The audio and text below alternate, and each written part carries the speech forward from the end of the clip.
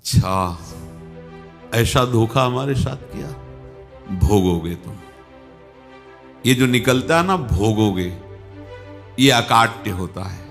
क्योंकि किसी का भी हृदय, मान लो किसी भी जीव जंतु को आप कष्ट दें और उसका हृदय आह भर जाए, तो वो आह वज्र की लीक है, तुम्हें भोगना पड़ेगा। वो आह किसी की ना लेना जिंदगी।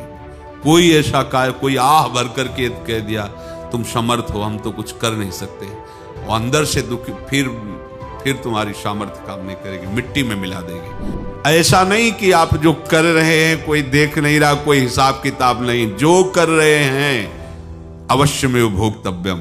बहुत सावधान।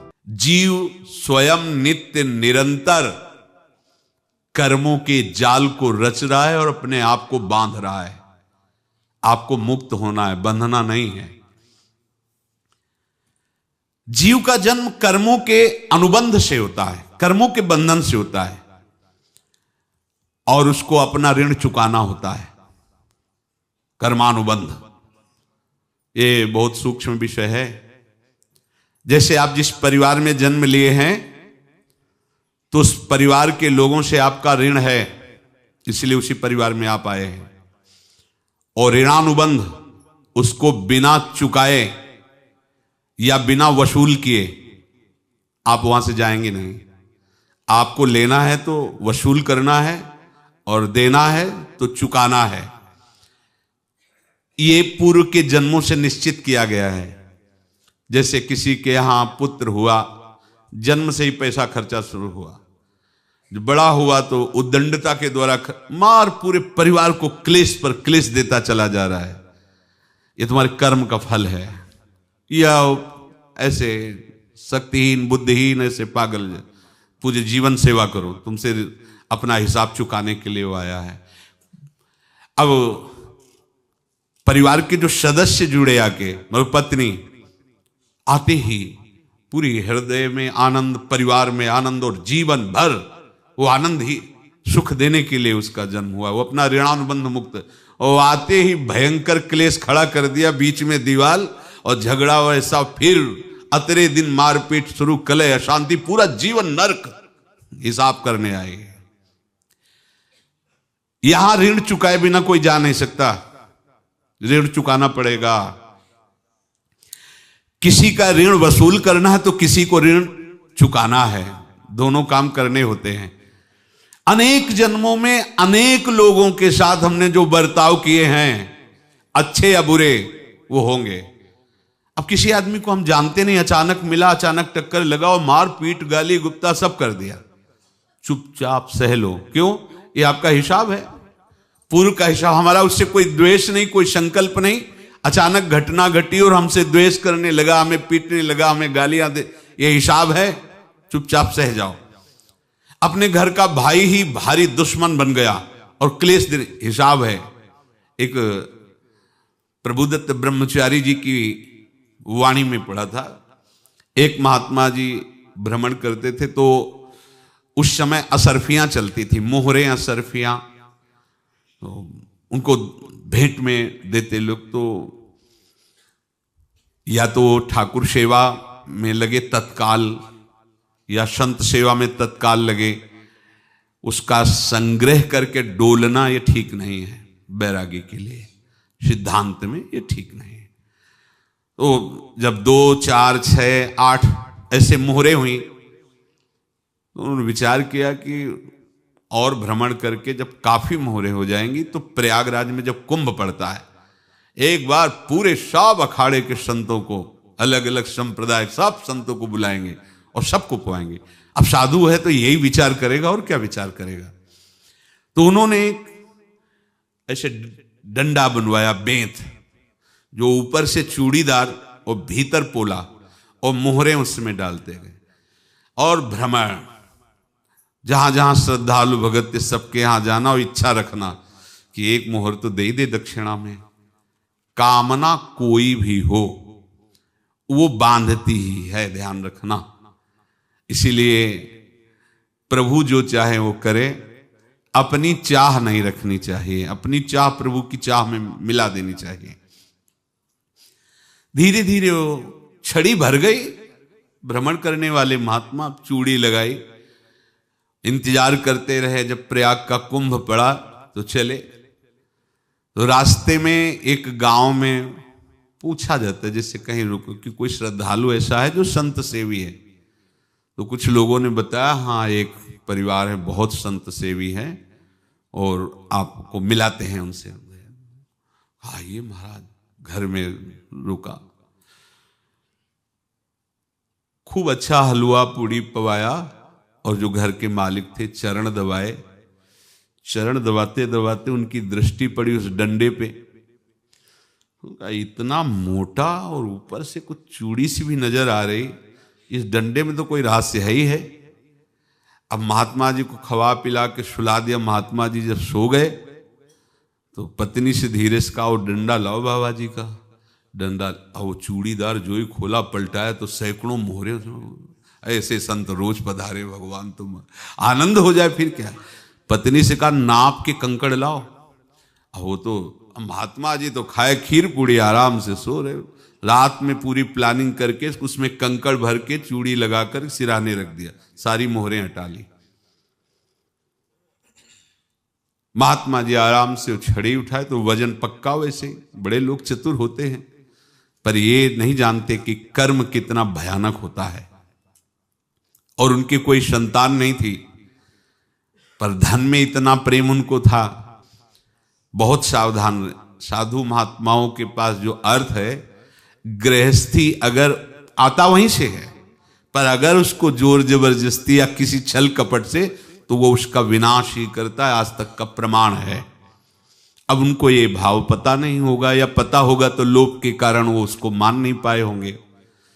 महात्मा जी गए प्रयाग में, किसी अखाड़े पर रुके और वहां प्रार्थना की कि कल जो है संपूर्ण अखाड़ों का निमंत्रण किया जाए और सब संतों को भोग पवाया जाए और उनको दक्षिणा भी दी जाए। महंत ने सोचा कि बहुत बड़ा है तो उत्सव है, क्योंकि प्रयाग में कितने हजारों संत महात्मा सब। तो उनका महाराज बोरों इसमें चीनी और टीनों घी लगेगा, सब व्यवस्था। बोले आप मंगाइए, एक एक हिसाब हम करेंगे, हमारे पास सब व्यवस्था है।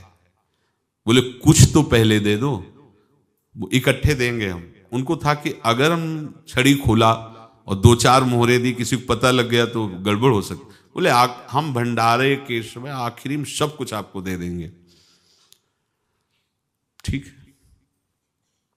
वो अपने पास से पैसे लगाकर खूब जितना सामग्री सब लाए लाखों की, और सब संतों को निमंत्रण कर दिया। संत जन निमंत्रित हो गए, भंडारा बन रहा है। तब वहां के महंत है और उनका देखो भंडारा भी बन रहा है, संतों को निमंत्रण। अब आप अर्थ की व्यवस्था कीजिए, क्योंकि इतनी बड़ी हमारी सामर्थ्य नहीं थी जितना हमने किसी तरह हमने व्यवस्था की। अब मुझे अर्थ चाहिए, तभी आगे की व्यवस्था बढ़ेगी। संतों को दक्षिणा देंगे और जिनसे अर्थ लिया उनको दे। देखो रसोई बन गई है सब।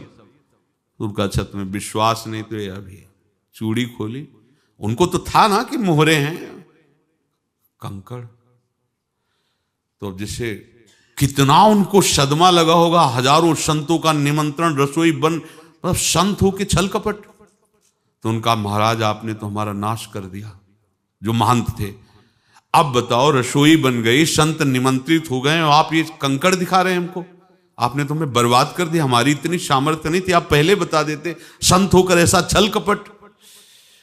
अब वो बोले तो क्या बोले, क्योंकि उनको पता था कि मोहरे हैं इसमें। अंदर से उनका चिंतन गया उसी सेठ के पास, अच्छा ऐसा धोखा हमारे साथ किया, भोगोगे तुम। ये जो निकलता है ना भोगोगे, ये अकाट्य होता है। क्योंकि किसी का भी हृदय, मान लो किसी भी जीव जंतु को आप कष्ट दें और उसका हृदय आह भर जाए, तो वो आह वज्र की लेख है, तुम्हें भोगना पड़ेगा। वो देखो भीष्म जी को भोगना पड़ रहा है ना। सांप को ऐसे धनुष की नोक से उठाया और बंबूल के कांटों के ऊपर फेंक दिया, कई दिन तक शेदा हुआ, वो आह भर करके मरा। तो आपको 6 महीने बाणों की सैया पर आह किसी की ना लेना जिंदगी में। कोई ऐसा कोई आह भर करके कह दिया तुम समर्थ हो, हम तो कुछ कर नहीं सकते। और अंदर से दुखी, फिर तुम्हारी सामर्थ्य काम नहीं करेगी, मिट्टी में मिला देगी। फिर ये तो संत थे और भगवत आराधना के लिए, संत आराधना के लिए ही ऐसा किए हुए थे। अब इनका कैसे मुंह दिखाएं, अब क्या करें। सुबह संत जन आएंगे, सबके बीच में हमारी कि देखो इन्होंने, अब क्या करें। गए और संगम में जाके छलांग लगाई, अपने प्राण त्याग दिए। अब उनके तो पास मोहरे थी और व्यापार बढ़ा, और 9-10 महीने बाद ही लड़का हुआ। अब तो उनको कि संत फलीभूत हो गया। देखो व्यापार चल रहा, लड़का नहीं होता था, लड़का भी हो गया। बड़ा आनंद छा रहा है। जब से वो प्रकट हुए और धन की वृद्धि शुरू हो गई, पढ़ाई लिखाई में उनके खर्चा हुआ सब, बस बीमारी शुरू हो गई उनके शरीर में। अब उसमें पैसा जाना शुरू हुआ। इतने आसक्त तो वो दोनों हो गए कि कुछ भी हो, व्यापार ठप, संपत्ति बेचना शुरू। तो उन्होंने कहा कि बेटा मैं क्या कर सकता हूं तुम्हारे लिए। बोले हमारी अंतिम इच्छा है प्रयाग चलो, और जितने प्रयाग में संत महात्मा सबको एक बार भंडारा करवाओ, हमारी इच्छा अंतिम है। क्योंकि अंतिम यही इच्छा थी। तो बोले अब ज्यादा संपत्ति तो नहीं रह गई। तो बोले घर बेच दो, मेरे लिए ही तो है, बेच दो। मुझे लगता मैं बचूंगा नहीं, पर मेरी अंतिम इच्छा पूर्ण कर दो। घर बेच दिया, जेवर बेच दी। वहां गए, जब संत सेवा की तो बोले मुझे संगम तक ले चलो। संगम तक ले गए और बोले समझे तुम चुराए थे और हमने उसको छीना है, कुछ नहीं रह गया तेरे पास कुछ, अब केवल ममता और आसक्ति में जलकर मर और नरक प्राप्त कर। मैं वही महात्मा हूं जिसकी तूने मोहरे ली थी, शरीर छोड़ दिया। महात्मा को जन्म लेना पड़ा और इनको दुर्गति भोगनी पड़ी। ऋणानुबंध होश में, ऐसा नहीं कि आप जो कर रहे हैं कोई देख नहीं रहा, कोई हिसाब किताब नहीं, जो कर रहे हैं अवश्य में भोक्तव्यम, बहुत सावधान। अनेक जन्मों में अनेक लोगों से जो कुछ लिया दिया है, इस लेने देने को मिटा देने के बाद ही तुम मुक्त हो गए। इसीलिए एक उपाय है, लेना न देना मगन रहना। क्या? मालिक को समर्पित हो जाओ, मालिक को अपना माना हुआ समर्पित कर दो, खत्म। अहम त्वाम स्वरूपापेभ्यो मोक्षयिष्यामि, सब खत्म। आगे पीछे लेना देना सब खत्म। एकादश स्कंद में भगवान श्री कृष्णचंद्र जी ने कहा, जो मेरे चरणों का आश्रय लेकर भक्त मेरा भक्ति करता है, उसके पितृ ऋण, मातृ ऋण, देव ऋण, ऋषि ऋण, सब ऋणों से मैं मुक्त कर देता हूं। बस यही एक उपाय है जो इसके बंद करने का उपाय भक्तों के लिए है। वो यही है, भगवान की शरण में होकर अपना माना हुआ पूरा भगवान के अर्पित कर दो। अर्पित करने का तात्पर्य उसमें अहम हटा दो। तो दियम वस्तु गोविंदम तुभ्यमेव समर्पये। जिनसे तुमने सेवा करवाई है उनकी सेवा करनी पड़ेगी। जिनसे तुमने जो कुछ लिया है उनको देना पड़ेगा। ये लेने देने का व्यापार जब तक समाप्त नहीं होगा तब तक तुम्हारा जन्म मरण चलता रहेगा। अब आपको यहां समझना है, यदि आपसे किसी ने पैसे लिए बेईमानी करके नहीं दे रहा है तो आप उसको गाली मत दीजिए। आपने बेईमानी की थी इसलिए आपकी बेईमानी हुई है, ले गया, कोई बात नहीं है, बंधन से मुक्त हुए, जो बोझा था चला गया। उसको ऐसा ना देखे कि ये बेईमान हमारे रुपए मार लिए, अब जो कुछ होगा देखेंगे। अगर आप आगे नया कुछ करते हैं तो फिर आगे का हिसाब आपको भोगना पड़ेगा, ध्यान रखना। ऐसा नहीं है कि आपको भोगना नहीं पड़ेगा। एक ही उपाय है कि अब जो शरीर धारण किए इसी में जो भोग ले, आगे ना होना चाहिए। तो क्या करे? सर्वतो भावेन भगवान की शरण ले ले। ये तो सर्वाणि कर्माणि मयि सन्न्यस्य मत्पराहा अनन्येनैव योगेन माम ध्यायन्तु उपासते तेषाम् अहं समुद्धर्ता मृत्यु संसार से। ये बड़ा कठिन है पार होना, कोई छोटी मोटी बात है। एक महात्मा बाल्यावस्था से भजन करते थे, शालिग्राम भगवान पास रखते थे और उन्हीं की आराधना करके बस पाठ, नाम, जप और भ्रमण करते थे। यौवन अवस्था थी, गंगा जी के किनारे अपने ठाकुर को विराजमान करके स्नान करने के लिए कपड़ा ही उतार रहे थे कि 90 लोग आ गए, भाला तलवार सब ले, मारो मारो इसको मारो, घेर लिया। तो उन्होंने हाथ जोड़कर कहा हमने क्या अपराध किया, कोई सुन ही नहीं रहा। तो उन्होंने कहा मार तो डालोगे ही आप 90 लोग, हम कोई अस्त्र शस्त्र तो लिए नहीं, एक बार हमें गंगा में डुबकी लगा देने दो और अपने ठाकुर को स्नान करा देने दो, फिर इसके बाद आप मार देना। भगवत इच्छा से वो लोग रुक गए, स्नान किया और अंदर से प्रार्थना की, प्रभु ये क्या लीला है आपकी, आपके सिवा मेरा कोई है नहीं और ये मुझे मारना चाहते हैं। तो भगवान ने जानते हो क्या कहा उनके अंतर में, तुम मेरे में ध्यानस्थ हो करके शरीर को छोड़ो, ये लोग मारेंगे, ये मेरे भजन का फल है कि तुम्हें 90 जन्म नहीं लेना पड़ेगा, एक ही जन्म में 90 मिलके, तुमने 90 हिंसा की थी पूर्व में, तो तुम्हें 90 बार जन्म लेना होता और एक एक करके मारते। ये मेरे भजन का प्रताप है कि एक बार में ही 90 का हिसाब हो जाएगा। तुम आंख मूंदो, मेरे ध्यान में मगन रहो, मेरे प्रताप से तुम्हें कोई चोट नहीं होगी और स्वाभाविक मूर्छावस्था में प्राण तुम्हारे छूट जाए। ऐसा ही हुआ, ऐसा हुआ। तो ये बात समझ लो कि ये जो कर्मानुबंध है, ऋणानुबंध है। आप देखो, अगर शाप महात्माओं ने दिया कि तुम्हारे वंश का इससे विनाश होगा, तो भगवान भी परम धाम जा रहे तो उसी कील से, बाण की नोक में जो मछली लील गई थी छोटा कण, उसी से की नोक बनाई और उसी नोक को प्रहार किया, भगवान के श्री चरण में वही बाण की नोक लगी और भगवान ने स्वीकार किया ना। भगवान का बड़ा लीला विचित्र है। अगर छुप करके उधर रामावतार में बात, तो इधर ऐसे स्वीकार किया है भगवान ने। ऐसा कहीं नहीं दिखाया कि मैं भगवान हूं तो मैं अपने लिए, ऐसा नहीं दिखाया। नारद जी का हित किया पर नारद जी ने श्राप दिया तो भगवान ने स्वीकार किया। बंदरों ने ही सहायता की, जैसा बोले थे वैसा। ये लीला इस शरीर में भोगनी पड़ेगी। हाँ, ज्यादा को कम में भुगता देंगे, पर अब अगला शरीर ना मिले, इसके लिए सर्वतो भावेन भगवान के आश्रित हो जाए। जैसे आपने दुकान फैला रखी है तो उसमें दो काम होते हैं, लेना और देना। किसी को उधार दिया है तो हमें उससे लेना है, और कोई नगद देकर सामान ले रहा है तो उसे सामान देना है, या उधार लिया है तो हमें उधार देना है। अब अगर दुकान बंद करनी है तो तुम्हें देने वालों पर जोर देना है, लेने वालों पर जोर नहीं। लेने वाला तो जाओ हम क्षमा किया, समर्पित किया, हमारा कोई संबंध नहीं, खत्म हो जाए, वो खुशी हो जाएगा।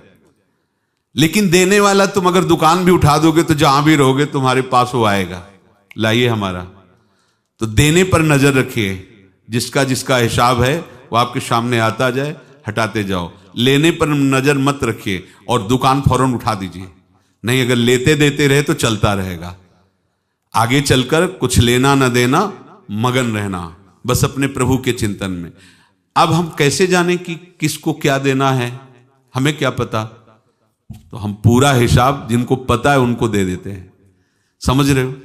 उनको पता है क्या लेना है क्या देना है, तो इनके पास पहुंच गए या सरकारी हिसाब से सब बराबर कर देंगे। हमको अपनी जिम्मेवारी इनकी चरणों में समर्पित कर देना है, तभी हम जीवन मुक्त होंगे। ये रहस्य की बात है। प्रभु कह रहे हैं, यस्य सर्वे समारंभाः काम संकल्प वर्जिताः ज्ञानाग्नि दग्ध कर्माणं तमाहु पंडितम बुधाः। जिसके संपूर्ण कर्मों के आरंभ संकल्प और कामना से रहित हैं, तथा जिसके संपूर्ण कर्म ज्ञान रूपी अग्नि से जल गए हैं, उसको ज्ञानी जन भी पंडित कहते हैं, बुद्धिमान कहते हैं। पूज्य श्री भाई जी महाराज कह रहे हैं, जैसे वहां ज्ञानाग्नि से दग्न कह रहे हैं, तो अपने वृंदावन वासियों का प्रेमाग्नि से सब कर्म संस्कार दग्न होते हैं। जिस समय आपके हृदय में भगवत प्रेम का प्रादुर्भाव होगा तो लेश मात्र कभी तुम्हें दुख नहीं भोगना पड़ेगा। प्रेम का प्रादुर्भाव होते ही दुख का नाश हो जाता है। महासुख। जब प्रेम का प्रादुर्भाव होगा तो समस्त पाप भस्म हो जाते हैं, अशांति नष्ट हो जाती है, संसार ज्वाला स्पर्श भी नहीं कर सकती है। जब भगवत प्रेम का प्रादुर्भाव होता है तो हो सकता है उस उपासक के जीवन में दुखों का पहाड़ टूट पड़े, परिवार खिलाफ, शरीर रोगी, अव्यवस्था, बहुत बहुत कुछ, सब कुछ। कह रहे हैं इतना सब होने पर भी उसके हृदय में कोई भी दुख नहीं होता। ये ऐसा सामर्थ्यशाली भगवत प्रेम है। भगवान के चरणारविंद का जिसके हृदय में प्रेम है, भारी से भारी दुख भी उनको विचलित नहीं कर सकता।